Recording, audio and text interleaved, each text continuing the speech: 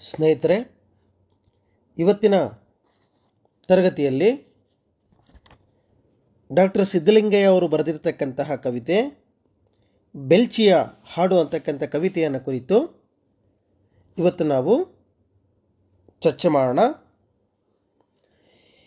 ಈ ಬೆಲ್ಚಿಯ ಹಾಡು ಅಂತಕ್ಕಂತಹ ಕವಿತೆಯನ್ನು ಸಾವಿರಾರು ನದಿಗಳು ಅಂತಕ್ಕಂಥ ಅವರ ಕವನ ಸಂಕಲನದಿಂದ ಆರಿಸ್ಕೊಂಡಿಟ್ಟಿರತಕ್ಕಂಥದ್ದು. ಪ್ರಸ್ತುತ ಈ ಬೆಲ್ಚಿಯ ಹಾಡು ದಲಿತರನ್ನು ಅಮಾನೀಯವಾಗಿ ಅವಮಾನಿತ ನೆಲೆಯಲ್ಲಿ ಶೋಷಣೆಯನ್ನು ಈ ಜಮೀನ್ದಾರಿ ಪದ್ಧತಿ ಹೇಗೆ ನಡೆಸಿಕೊಂಡು ಬರುತ್ತಿತ್ತೆಂಬುದನ್ನು ವ್ಯಕ್ತಪಡಿಸುತ್ತೆ. ಇದನ್ನು ಬರೆದಿರತಕ್ಕಂಥದ್ದು ಡಾಕ್ಟರ್ ಸಿದ್ಧಲಿಂಗಯ್ಯ ಅಂತೇಳಿ ನಾನು ಈಗಾಗಲೇ ಹೇಳಿದೆ.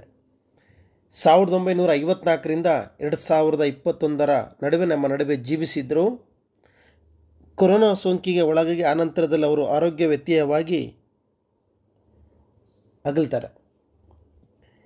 ಇವರ ಸ್ಥಳ ಮಂಚನಬೆಲೆ, ಮಾಗಡಿ ತಾಲೂಕು, ಈಗಿನ ರಾಮನಗರ ಜಿಲ್ಲೆಯಲ್ಲಿ ಇದೆ. ದೇವಯ್ಯ ಅವರ ತಂದೆ, ತಾಯಿ ವೆಂಕಮ್ಮ. ಇವರ ಲೇಖನಿಯಿಂದ ಅನೇಕ ಕೃತಿಗಳು ಬಂದಿದ್ದಾವೆ. ಒಲೆಮಾದಿಗರ ಹಾಡಾಗಿರ್ಬೋದು, ಸಾವಿರಾರು ನದಿಗಳು, ಕಪ್ಪು ಕಾಡಿನ ಹಾಡು, ಗ್ರಾಮ ದೇವತೆಗಳು, ಏಕಲವ್ಯ, ನೆಲೆಸಮ, ಪಂಚಮ ಅಂತಕ್ಕಂಥ ನಾಟಕಗಳನ್ನು ಬರೀತಾರೆ. ಗ್ರಾಮ ದೇವತೆಗಳು ಅವರ ಸಂಶೋಧನಾ ಪ್ರಬಂಧ, ಊರಿಕೇರಿ ಅವರ ಆತ್ಮಕಥೆ. ಇವರ ಸಾಹಿತ್ಯ ಸೇವೆಗೆ ಪಂಪ ಪ್ರಶಸ್ತಿ, ನಾಡೋಜ ಪ್ರಶಸ್ತಿ, ಕರ್ನಾಟಕ ಸಾಹಿತ್ಯ ಅಕಾಡೆಮಿ ಪ್ರಶಸ್ತಿ, ರಾಜ್ಯೋತ್ಸವ ಪ್ರಶಸ್ತಿ, ನೃಪತುಂಗ ಪ್ರಶಸ್ತಿ, ಪದ್ಮಶ್ರೀ ಪ್ರಶಸ್ತಿ, ಈಗ ಅನೇಕ ಪ್ರಶಸ್ತಿಗಳು ಕೂಡ ಬಂದಿದ್ದಾವೆ.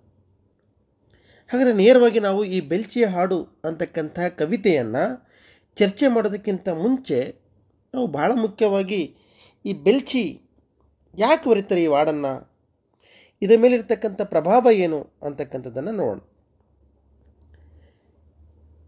ನಾಟಕಕ್ಕಾಗಿ ಬರೆದಂತಹ ಹಾಡಿದು. ಬೆಲ್ಚಿ ಅಂತಕ್ಕಂಥದ್ದು ಬಿಹಾರದ ಗಡಿಭಾಗದಲ್ಲಿ ಬರ್ತಕ್ಕಂಥ ಒಂದು ಕುಗ್ರಾಮ. ಅಂದರೆ ಬಿಹಾರದ ಪಾಟ್ನಾ ನಗರದಿಂದ ಒಂದು 90 ಕಿಲೋಮೀಟರ್ ದೂರದಲ್ಲಿ ಇರತಕ್ಕಂತಹ ಊರು. ಇಲ್ಲಿ ಮೇ 27, 1977 ಸಂದರ್ಭದಲ್ಲಿ 11 ಜನ ದಲಿತರನ್ನು ಈ ಭೂಮಾಲೀಕರು ಸುಟ್ಟು ಬೂದಿ ಮಾಡ್ತಾರೆ. ಇದು ಭಾರತದಾದ್ಯಂತ ದೊಡ್ಡ ಚಳುವಳಿಗೆ ಕಾರಣವಾಗುತ್ತೆ. ಕರ್ನಾಟಕದಲ್ಲಿಯೂ ಕೂಡ ಅನೇಕ ಚಳುವಳಿಗಳು, ಅದರ ವಿರುದ್ಧ ಹೋರಾಟ ಅಂತಕ್ಕಂಥದ್ದು ಆರಂಭ ಆಗುತ್ತೆ. ಹಾಗಾಗಿ ಈ ಹಿನ್ನೆಲೆಯಲ್ಲಿ ನಾವು ಈ ಕವಿತೆಯನ್ನು ಗಮನಿಸಬೇಕಾಗತ್ತೆ. ಒಂದು ಕಡೆ ಸಾಮಾಜಿಕ ವ್ಯವಸ್ಥೆಯ ರಚನೆ, ದುಡಿಯುವ ಜನರ ಶ್ರಮವನ್ನು ದೋಚುವ ವರ್ಗ ನಮಗೆ ಒಂದು ಕಡೆ ಕಂಡು ಬಂದರೆ, ಮತ್ತೊಂದು ಕಡೆ ತಮ್ಮ ಶ್ರಮದ ದುಡಿಮೆ ಮಾರಿಕೊಳ್ತಕ್ಕಂತಹ ದುಡಿಯುವ ವರ್ಗವನ್ನು ನಾವು ಇಲ್ಲಿ ನೋಡ್ತೀವಿ. ಶೋಷಣೆ, ಅಪಮಾನ, ಅನ್ಯಾಯ ಇವುಗಳನ್ನು ಕಲೆ, ಸಾಹಿತ್ಯ ಇಂದಿನಿಂದಲೂ ಕೂಡ ಅಭಿವ್ಯಕ್ತಿಯನ್ನು ಪಡಿಸ್ಕೊಂಡು ಬಂದಿರತಕ್ಕಂಥದ್ದನ್ನು ನಾವು ಗಮನಿಸ್ಬೋದು.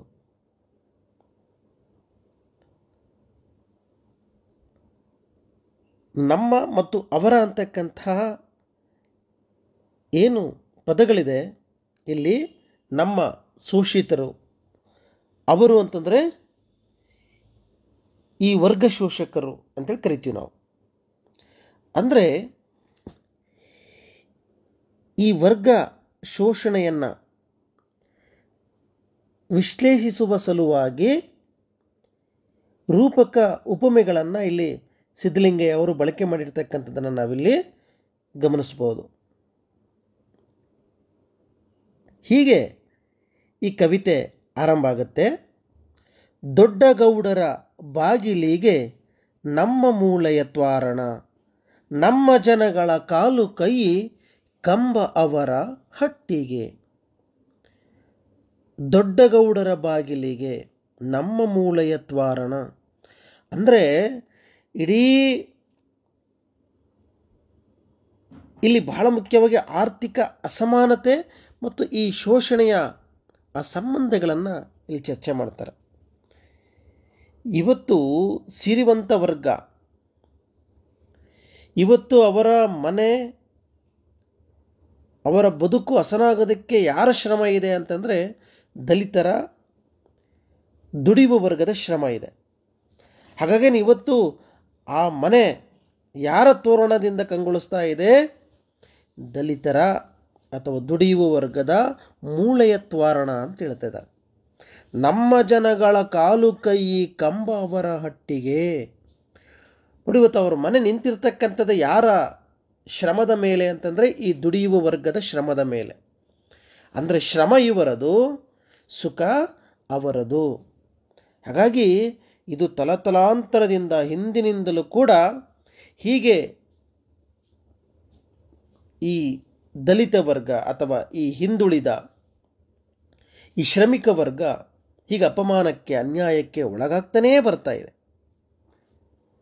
ಹಾಗಾಗಿ ಇವತ್ತು ನಮ್ಮ ಶ್ರಮವನ್ನು, ಅವರ ಬದುಕಿನ ಕಷ್ಟವನ್ನು ಇಲ್ಲಿ ಮೂಳೆ ಹಾಗೂ ಕಂಬವಾಗಿ ಇಲ್ಲಿ ಅವರು ವ್ಯಕ್ತಪಡಿಸ್ತಾ ಇದ್ದಾರೆ. ಎರಡನೇ ಭಾಗ ಈಗ ಬರುತ್ತೆ. ಅವರ ಬೇಟೆಗೆ ನಾವು ಮೊಲಗಳು, ನಮ್ಮ ಬಾಳೆ ಬಂಗಲೆ, ಅವರ ಬಂಗಲೆ ಅಂಗಳಕ್ಕೆ ನಮ್ಮ ರಕ್ತದ ರಂಗಾಲೆ ಅಂತ ಹೇಳ್ತಾರೆ. ಅವರ ಬೇಟೆಗೆ ನಾವು ಮೊಲಗಳು, ನಮ್ಮ ಬಾಳೆ ಬಂಗಲೆ. ಅಂದರೆ ನಮ್ಮ ಬದುಕೆ ಅವರ ಸಿರಿವಂತಿಕೆಗೆ ಕಾರಣ. ಆದರೆ ಇವತ್ತು ನಮ್ಮಿಂದಾಗಿ ಬೆಳೆದಂಥ ಅವರಿಗೆ ಇವತ್ತು ನಾವು ಬೇಕಾಗಿಲ್ಲ.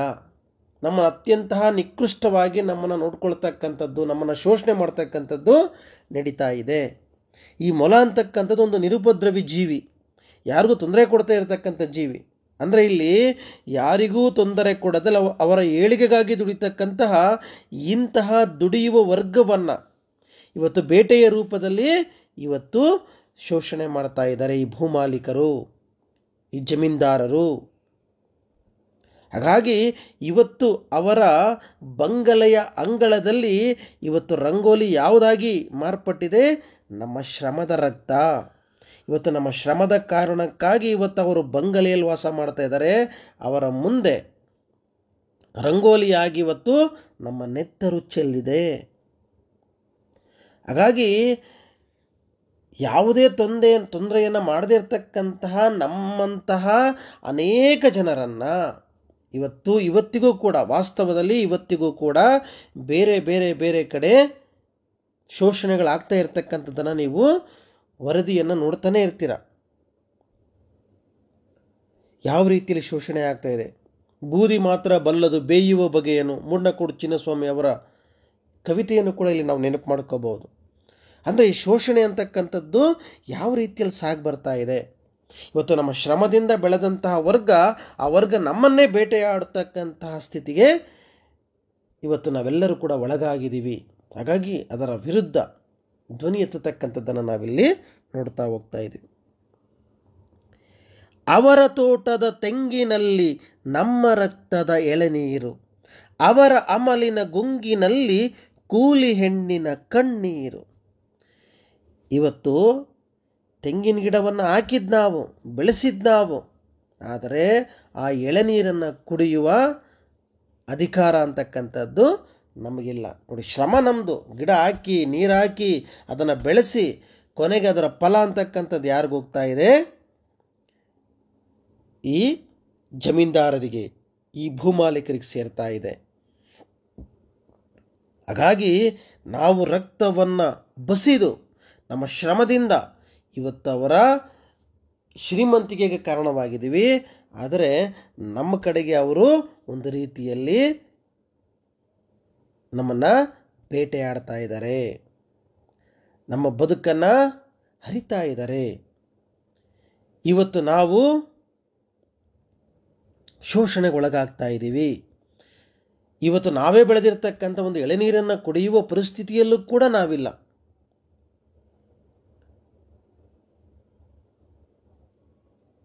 ಅಂತ ಹೇಳ್ತಾರೆ.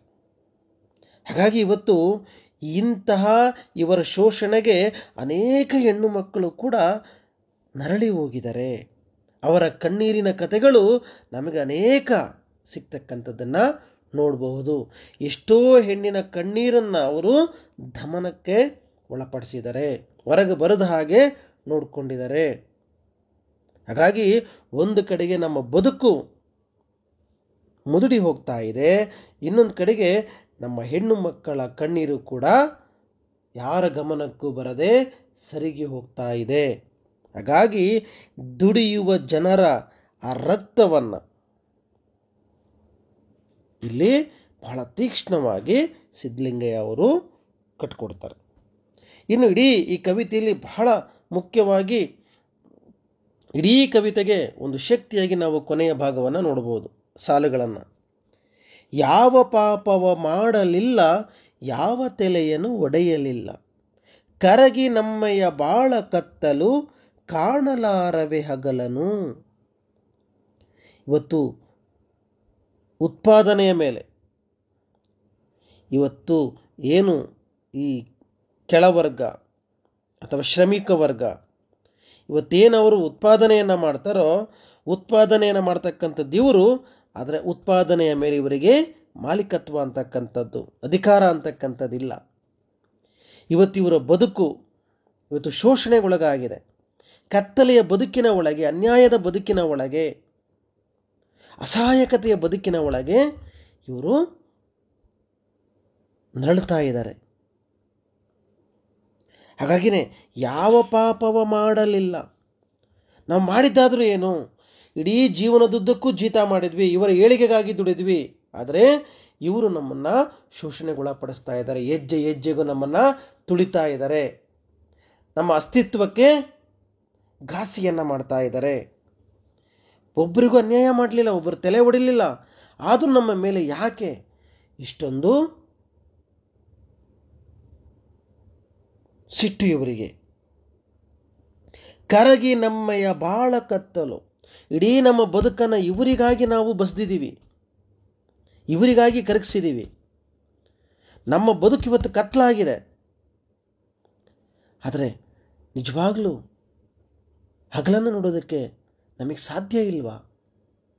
ಹಗಲು ನಮ್ಮ ಜೀವನದಲ್ಲೂ ಬರುತ್ತಾ? ಇವರ ಶೋಷಣೆಯಿಂದ ನಾವು ಹೊರಗೆ ಬರೋದಕ್ಕೆ ಸಾಧ್ಯತೆ ಇದೆಯೇ ಅಂಥೇಳಿ ಕವಿತೆ ಮುಕ್ತಾಯ ಆಗುತ್ತೆ. ಅಂದರೆ ಇಡೀ ಕವಿತೆ ವಿಷಾದದಿಂದ ಆರಂಭವಾಗಿ ಕೊನೆಯಲ್ಲಿ ಆಶಾಭಾವನೆಯೊಂದಿಗೆ ಅದು ಕೊನೆಯಾಗ್ತಕ್ಕಂಥದ್ದನ್ನು ನಾವಿಲ್ಲಿ ನೋಡಬಹುದು. ಹಾಗಾಗಿ ಈ ಬೆಲ್ಚಿಯ ಹಾಡು ಅಂತಕ್ಕಂಥದ್ದು ಬಹಳಷ್ಟು ಶಕ್ತಿಯುತವಾಗಿ ಇಲ್ಲಿ ರೂಪಕಗಳನ್ನು, ಉಪಮೆಗಳನ್ನು ಬಳಸಿ ಯಾವ ರೀತಿಯಲ್ಲಿ ಶೋಷಣೆಗೆ ಈ ಶ್ರಮಿಕ ವರ್ಗ, ಈ ತಳ ಸಮುದಾಯಗಳು ಯಾವ ರೀತಿಯಲ್ಲಿ ಅನ್ಯಾಯಕ್ಕೊಳಗಾಗಿದ್ವು ಅಂತೇಳಿ ಬಿಹಾರದಲ್ಲಿ ನಡೆದಂತಹ ಒಂದು ನೈಜ ಘಟನೆಯ ಪ್ರಭಾವದಿಂದ ಇಲ್ಲಿ ಡಾಕ್ಟರ್ ಸಿದ್ಧಲಿಂಗಯ್ಯ ಅವರು ಮನಮುಟ್ಟುವ ಹಾಗೆ ಕವಿತೆಯನ್ನು ಕಟ್ಟಿಕೊಟ್ಟಿದ್ದಾರೆ. ನಾವು ಈ ಹಿನ್ನೆಲೆಯಲ್ಲಿ ಗಮನಿಸ್ಬೋದು ಅಂತೇಳಿ ಅನಿಸುತ್ತೆ. ಮುಂದಿನ ತರಗತಿಯಲ್ಲಿ ಮತ್ತೊಂದು ಕವಿತೆಯನ್ನು ಕುರಿತು ನಾವು ಚರ್ಚೆ ಮಾಡೋಣ. ಬಹಳ ಸರಳವಾಗಿರ್ತಕ್ಕಂಥ ಕವಿತೆ ಇದು. ಮುಂದಿನ ದಿನದಲ್ಲಿ ಇನ್ನೊಂದು ಕವಿತೆಯನ್ನು ನೋಡೋಣ. ನಮಸ್ಕಾರ.